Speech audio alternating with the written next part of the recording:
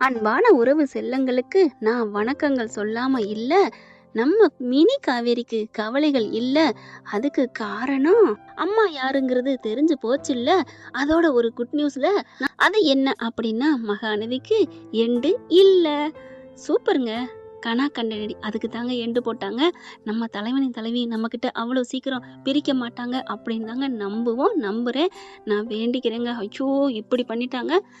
இப்ப நம்ம அம்முவுக்கு தெரிஞ்சு போச்சா, அதனால அப்பாவுக்கும் தெரிஞ்சிருச்சு. அப்பாவும் மகளும் கொஞ்சிக்கிறாங்க. இங்க பாட்டியும் பேத்தியும் கொஞ்சிக்கிறாங்க. எங்க வீட்ல யாழினி வந்து பாட்டிக்கிட்ட சொல்லிருது, "இந்த ஃபோட்டோ அப்பா அம்முக்கு தெரியுமா?" "ம் அம்முவும் நானும் தான் பார்த்தோம்" அப்படின்னு. அந்த பிள்ளை யாழினி செம்ம வெடி துவரங்க. அப்படிதான் பேசுது. அப்படியே ஆடி போறாங்க. ஐயையோ! அம்முக்கு எல்லா விஷயமும் தெரிஞ்சிருக்குமோ அப்படின்னு சொல்லிட்டு, அதே மாதிரி இப்ப பார்த்தீங்கன்னா, காவேரி வர்றாங்க, விஜயும் பாப்பாவும் வர்றாங்க. இப்ப எல்லாம் நல்லா பேசுறாங்க, வைக்கிறாங்க. ஜாலியா அதாவது விஜய பத்தின நினைப்பும், அம்முவ பத்தின நினைப்பும் காவேரிக்கு நெஞ்சுக்குள்ள போட்டு ஆட்டிக்கிட்டு இருக்கு. இப்ப அம்மு என்ன பண்றா, "அப்பா நான் இங்க இருக்கட்டுமா, எனக்கு ஆசையா இருக்கு யாழினி கூட இருக்க" அப்படி சொல்ல, "என்னடா ஏதோ முடிவு கட்டிட்ட போல இருக்கு." "ஆமாப்பா, எனக்கு அம்மாவையும் உங்களையும் சேர்த்து வைக்கிறது தான் என்னோட வேலை" அப்படி சொல்ல, அப்படி சொல்லி "என் தங்கம் உன்னை பத்தி எனக்கு தெரியாதா என்ன? ஆனா பாத்துடா அம்மா உயிர் முக்கியம், கேர்ஃபுல். அப்பா உங்களுக்கு உங்க பொண்டாட்டி எவ்வளவு முக்கியமோ அதை விட எனக்கு என் அம்மா முக்கியம்ல" அப்படின்னு சொல்ல, "சரிடா சரிடா" அப்படின்னு கிளம்புறாங்க. கிளம்பு கையோட என் காவேரி உள்ள இருந்து வராங்க. "எங்க அம்மா அப்பா எங்க?" போயிட்டாங்க." "போயிட்டாங்களா?" அப்படின்னு நினைப்பு வருது. போனோன்னே இவங்களுக்கு போட்டு ஒரு மாரி ஆட்டி படைக்க, "ஏன்டி ஒரு மாதிரியா இருக்க?" "தெரியலம்மா, என்னன்னு தெரியலம்மா. அவரோட நினைப்பு வந்துகிட்டே இருக்குமா" அப்படி சொல்ல, "என்னடி காவேரி?" "ஆமாம்மா, என்னமோ தெரியலம்மா. அவர் நமக்குள்ள நம்மளோட ஒட்டி உறவாடி வாழ்ந்தவர் மாரியே தோணுதும்மா. அடிக்கடி கனவுல வந்தாருன்னு ஆரம்பத்துல சொன்னேன்ல." "ஆமா, இப்ப என்னடி?" "இப்ப அவர் என் பக்கத்துல இருக்கணும் போல தோணுதும்மான்னு" சொல்லி முடிக்கல. பின்னாடி வந்து நிக்கிறாரு. அப்படியே "அம்மா அங்க பாருங்க" அப்படின்னு சொன்னோனே விஜய் திரும்பி பார்த்தா அப்படியே ஓடி வந்து கட்டி பிடிக்கணும்னு நினைக்கிறாங்க. ஆனா அப்படியே நிக்கிறாங்க. "என்னாச்சு?" அப்படின்னு சொல்லிட்டு இருக்கையில, ஒண்ணும் இல்ல, தாத்தாவுக்கு முடியலையாம், போகணும். அதான் அம்மாவ கூட்டு போலான்னு." "அப்பா நான் வர்றேன்ப்பா. நீங்க ஹாஸ்பிட்டலுக்கு கூட்டு போயிட்டு வீட்டுக்கு வாங்க. அதுக்கப்புறம் நான் அம்மாவ கூட்டிட்டு வர்றேன்." "என்னது அம்மாவா?" மிஸ்ஸ கூட்டிட்டு வர்றேன்" அப்படின்னு சொல்லி சமாளிக்குது. அதுக்கப்புறம் விஜய் அப்படின்னு காவேரி கூப்பிட, "என்ன கொஞ்சம் இருக்கீங்களா?" இருக்கணுமா? தாத்தாவுக்கு உடம்பு சரியில்லையாம், ஹாஸ்பிட்டலுக்கு போணும். அதுதான்" அப்படிங்கல சாரதா பார்க்குறாங்க. ஐயோ! இன்னைக்குன்னு இருக்க சொல்றாளே! நான் என்ன பண்ணுவேன்? தம்பி, அப்ப அவளுக்கு நெனப்பு வருதா? ஆமா நான் அதான் நெனைக்கிறேன். கொஞ்சம் பத்திரமா பார்த்துக்கங்க. நான் தாத்தாவ கூட்டிட்டு போயிட்டு, அதுக்கப்புறம் ம் அ வர்றேன். ஐயோ! என் காவேரி என்ன பக்கத்துல இருக்கணும்னு சொல்றாளே! ஐயோ! அத்தை இது என்ன விளையாடலா? திருவிளையாடலா? அந்த முருகனோட திருவிளையாடலா? ஈசனோட திருவிளையாடலா? அப்படி சொல்ல, ஏதோ ஒரு திருவிளையாடல் தம்பி. ஆக மொத்தம் என் பொண்ணு உங்கள உங்கள பத்தி நினைக்க ஆரம்பிச்சுட்டா. எனக்கு அது போதும் அப்படிங்கிறாங்க. அதுக்கப்புறம் "அம்மு நான் வர்றேன்" அப்படின்னு சொல்லல விஜய்ட்ட மறுபடியும் காவேரி வந்து "அம்முப்பா" அப்படின்னு கூப்பிடுறாங்க. "என்ன மிஸ் என்ன?" ஆனா அவர் மனசுக்குள்ள "என்னடா என்னடா செல்லம்?" அப்படின்னு கன்னத்த புடிச்சு கைகள்ல ஏந்தி அப்படியே "என்ன செல்லத்துக்கு வேணும்?" அப்படின்னு கேட்க ஆசைப்படுறாரு. கற்பனையில நினைச்சுக்கிறாங்க. ஆனா கேட்க முடியல. அதே நெனப்பு காவேரி நினைக்கிறாங்க. அப்படியே இவர் வந்து கெஞ்சி அப்படியே அந்த தாவங்கட்டைய புடிச்சு "என்னடா செல்லம்?" அப்படிங்கிற மாரி நினைக்க, அப்படியே பார்க்குறாங்க. "ஒண்ணும் இல்ல, நீங்க கிளம்புங்க" அப்படின்னு சொல்ல, இவரு விஜய் கிளம்புறாரு. "அம்மா என்னம்மா?" சாரதா கேட்குது. அவரு என்னைய தொட்டு என் என் கன்னத்த புடிச்சு, "என்னடா செல்லம்? என்ன வேணும்?" அப்படின்னு அவரு கேட்குற மாரியே எனக்கு உள்ளுணர்வு தோணுதும்மா. ஐயோ! சரி இரு, நான் தம்பிய அனுப்பிட்டு வரேன் அப்படின்னு வெளில வராங்க. விஜய் கார்ல ஏறி உட்காந்துட்டு, "அம்மா பார்த்துக்கங்க, நான் வந்துடுறேன் அத்த. அவளுக்கு ஏதோ நினைவு வருதுன்னு நினைக்கிறேன்." "ஆமா தம்பி, இப்ப என்ன சொன்னா தெரியுமா?" "என்ன சொன்னா?" அப்படிங்கல, "ஆனா எனக்கும் ஒரு ஆசை அத்த." "என்ன?" அப்படின்னு சாரதா கேட்க, எனக்கு அவ கன்னத்த புடிச்சு அப்படியே கைகள்ல ஏந்தி, "உனக்கு என்னடா ஆச்சுன்னு கேட்க ஆசையா இருக்கு தெரியுமா?" அப்படியே சாரதா அதிர்ச்சி பட்டு போறாங்க. "என்னத்த? ஏன் ஒரு மாரியா பார்க்குறீங்க?" "தம்பி நீங்க நம்புறீங்களோ இல்லையோ, இப்ப அவளும் அதே தான் சொன்னா." "என்ன சொல்றீங்க?" "ஆமா, எனக்கு அவர் வந்து இப்படிலாம் தொடுற மாரி இருக்கு, தோணுது அம்மான்னு இப்ப தான் சொன்னா." "நிஜமாவா? எனக்கும் அதே தான் தோணுது." "என்ன ஒரு 2 பேருக்கும் ஒரு இணைப்பு. ஆண்டவன் ஏன் இப்படி பிரிச்சான்னு தெரியலையே தம்பி" அப்படின்னு அழுகுறாங்க. "அத்த விடுங்க, ஏதோ விதி இருக்கு. நாங்க பிரிஞ்சுட்டோம். நாங்க பிரியாம இருந்தா யாராவது உயிர் போயிருந்திருக்கலாம். அதுக்காக தான் ஆண்டவன் பிரிச்சு வச்சிருக்கான்னு நெனைக்கிறேன். எந்த ஒரு செயலும் அவன் காரண கர்த்தா இல்லாம நடக்காதுன்னு எங்க தாத்தா சொல்லுவாங்க." அப்படின்னு சொல்லிட்டு சரி நான் கிளம்புறேன் அப்படின்ட்டு போறாங்க. வீட்டுக்குள்ள வரையில காவேரியும் கீழே வந்துடுறாங்க. அம்மா எங்கம்மா போயிட்டாரா? போயிட்டாருடி வா அப்படின்னு சொல்லி கூப்பிட்டு போக அம்மு அப்படின்னு கூப்பிட்டு வச்சுக்கிறாங்க. என் தங்கம், என் செல்லம், என் பட்டுன்னு கொஞ்சம். அதுக்கப்புறம் இது என்னடா ஸ்கூல் பேக்கா? வா நம்ம படிப்போமா அப்படி சொல்ல, மிஸ் நான் உங்களுக்காக ஒன்று கொண்டாந்துருக்கேன் அப்படின்னு சொல்ல, என்னடா கொண்டாந்துருக்க செல்லம் அப்படின்னு காவேரி கேட்குறாங்க. எங்க அம்மா போட்டோ நீங்க பார்த்துருக்கீங்களா? பார்க்கலையடா, இந்த பாருங்க அப்படின்னு சொல்லி எடுத்து காமிக்க நீங்க அசந்து போயிருவீங்க, அப்படியே ஆடி போயிருவீங்க அப்படின்னு கொடுக்க பார்க்குற காவேரி பார்க்க அப்படியே சொன்ன மாதிரி ஆடி போறாங்க. அம்மா என்னம்மா?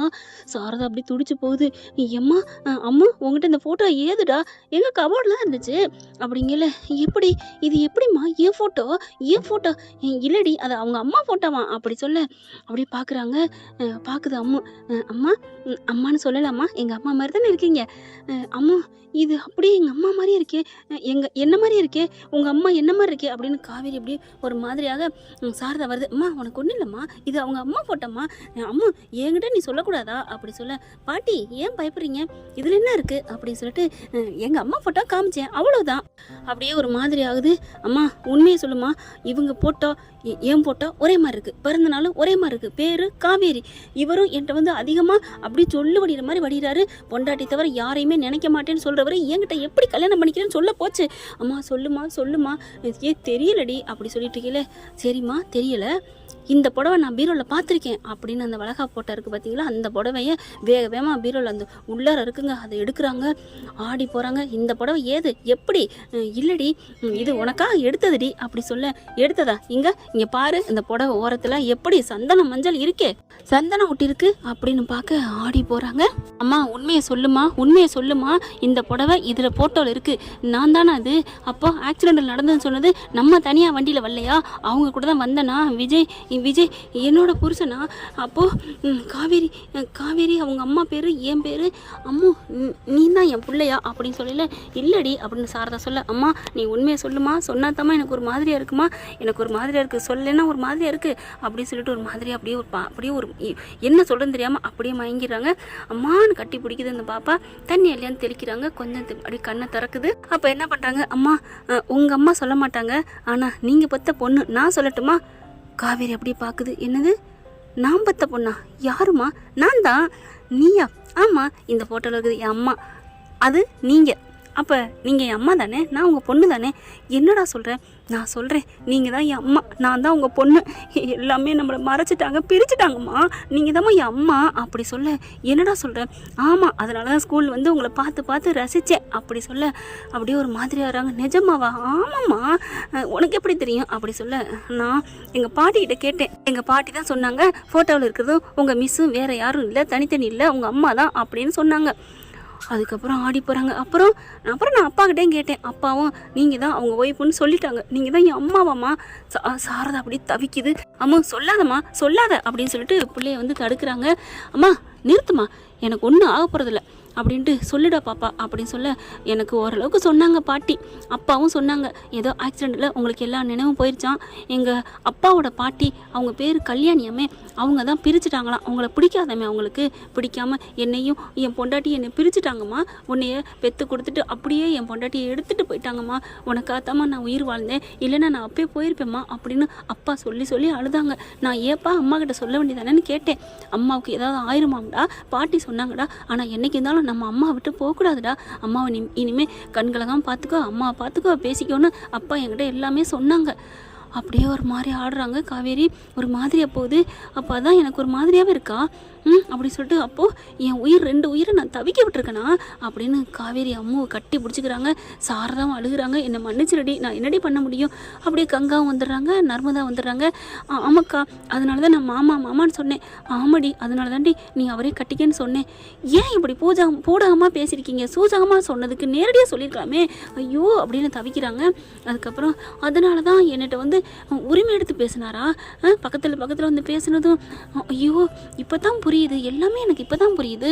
பொண்டாட்டிங்கிற நினைப்புல அவர் இருந்திருக்காரு. இதை விட்டுட்டு நான் போயிட்டு அவர்கிட்டே பொண்ணு பார்க்குறேன்னு சொல்லியிருக்கேன், எனக்கு மாப்பிள்ளை பாருங்கன்னு சொல்லியிருக்கேன், எவ்வளோ ஒரு முட்டாளாக இருந்திருக்கேன் அப்படின்னு சொல்லி அழுகுறாங்க. அதுக்கப்புறம் இல்லடி அதனால தாண்டி பொண்ணெல்லாம் கேட்டு வந்தாங்க அப்படின்னு சொல்ல, அம்மா நான் இப்போவே ஒரு முடிவு பண்ணுறேம்மா. என்னடி சொல்கிற? நான் கல்யாணத்துக்கு சரின்னு சொல்லுமா, அவங்கள முறைப்படி வந்து பொண்ணு கேட்டு நம்ம முறைப்படி கல்யாணம் பண்ணுவோம்மா. என்ன காவேரி சொல்கிற? ஆமாம்மா, ஊர் அறிய உலக அறிய கல்யாணம் பண்ணுவோம் அப்படின்னு சொல்ல, அப்போ உனக்கு ஏதாவது நினைவு தெரியுதாடி? எனக்கு எங்கேம்மா நினைவு தெரியுது? தெரிஞ்சா நேரம் நான் ஓடி போயிருக்க மாட்டேனா? இப்போ நீங்களாம் சொல்கிறத வச்சு அவர் மேலே ஒரு மதிப்பு அன்பு இருக்குது. ஆனால் காதல்ங்கிறது அது எப்போ வருதுன்னு தெரியலை. என்னோட பழைய நினைவுகள் வருதோ இல்லையோ, ஆனால் என் அம்மாவோட அப்பாவும் எனக்கு முக்கியமா. எனக்கு விஜய் கனவுல வாராருமா. அம்மா ப்ளீஸ்மா போய் பேசுமா, அம்மா விஜய் வர சொல்லுமா, எனக்கு அவர் நினப்பாக வருதுமா, என்னை கல்யாணம் பண்ணிக்க சொல்லுங்கம்மா. ஏய் காவேரி என்னடி சொல்கிற? இவ்வளவு நீ சொல்லிட்ட, இனிமேல் நான் எப்படி விடுவேன்? இப்போவே ஃபோன் பேச மாட்டேன் அப்படின்னு சொல்லிட்டு விஜய்க்கு ஃபோன் பண்ண, இங்கே தாத்தாவை கூட்டிக்கிட்டு ஆஸ்பத்திரிக்கு போயிட்டேன்னு சொல்கிறாங்க. ஊசி போட்டு எல்லாம் பண்ணிட்டு இருக்கோம் அப்படிங்கல, நீங்கள் உடனே வீட்டுக்கு வாங்க தம்பி. என்னாச்சு அத்தை, என்னாச்சு? நல்ல செய்தி தான், வாங்க அப்படிங்கிறாங்க. என்ன அப்படிங்கிற படக்குன்னு காவேரி பிடுங்கிக்கிட்டு, விஜய் நீங்கள் வீட்டுக்கு வாங்க அப்படின்னு காவேரி சொல்ல, என்ன காவேரி பேசுது, விஜய் வாங்கங்குது, எனக்கு ஒன்றும் புரியலையே, என்னாச்சு அத்தை? நான் காவேரி பேசுகிறேன், வீட்டுக்கு வாங்க அப்படின்னு சொல்ல, அம்முக்கிட்ட கொடுங்க அப்படின்னு சொல்ல, அம்முக்கிட்ட ஏன் என்கிட்ட பேச மாட்டீங்களா, உங்கள் பொண்டாட்டிகிட்ட பேச மாட்டீங்களா? விஜய்க்கு அப்படி தூக்கி போடுது, ஃபோனை கீழே போட்டுறாரு. தாத்தா டவக்குன்னு அதை பிடிக்கிறாரு. என்னடா ஆச்சு? தாத்தா தா தா தாத்தா அப்படின்னு சொல்ல, என்னடா அப்படின்னு ஃபோனை காதில் வைக்கிறாங்க. என்னம்மா அவன் ஃபோனை கீழே போட்டான். தாத்தா தாத்தா நீங்கள் வீட்டுக்கு வாங்க தாத்தா அப்படின்னு சொல்ல, என்ன ஏன் அவன் அப்படி ஒரு மாதிரியாக இருக்கான்? தாத்தா பொண்டாட்டியை திடீர்னு குரல் கேட்டோன்னே, பொண்டாட்டி குரல் கேட்டோன்னே அவருக்கு ஒரு மாதிரியாக இருக்கும் போல இருக்கு, நீங்கள் வந்துடுங்க. காவேரி அப்படி சொன்னோன்னே தாத்தாவுமே ஆடி போய் போனங்காட்டி டவக்குன்னு விஜய் பிடிச்சிடுறாரு. தாத்தா உங்களுக்கு அதிர்ச்சியாக இருக்கா? ஆமாடா பொண்டாட்டிங்கிறா, அப்போ நினைப்பு தெரிஞ்சிருச்சா? என்னன்னு தெரியலையே தாத்தா.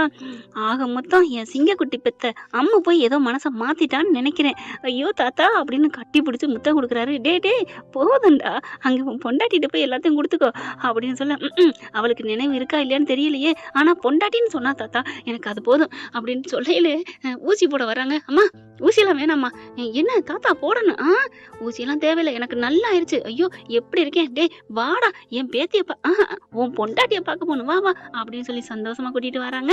என்ன ஃப்ரெண்ட், இப்படிலாம் போனால் நல்லா தானே இருக்கும். பார்க்கலாம் என்ன நடக்க போகுதுன்னு. இந்த பதிவு உங்களுக்கு பிடிச்சிருச்சுன்னா உங்க பொண்ணான கையில் லைக்கை போட்டு சப்ஸ்கிரைப் பண்ணி ஆதரவு கொடுங்க. அன்பு உறவுகளே, தேங்க்யூ ஃப்ரெண்ட். இந்த வீடியோ உங்களுக்கு பிடிச்சிருந்தா தயவு செய்து லைக் பண்ணுங்க. இன்னும் அப்டேட்ஸ்க்காக சேனலை சப்ஸ்கிரைப் பண்ண மறக்காதீங்க. நம்ம கிட்ட இருக்க எல்லா சேனல்ஸோட லேட்டஸ்ட் வீடியோ அப்டேட்ஸ்க்காக மேல ரைட் சைடுல காட்டுற லிங்கை கிளிக் பண்ணி வாட்ஸ்அப் குரூப்ல ஜாயின் பண்ணுங்க. உங்களிடம் விடைபெறுவது நான் உங்கள் மெஹர்.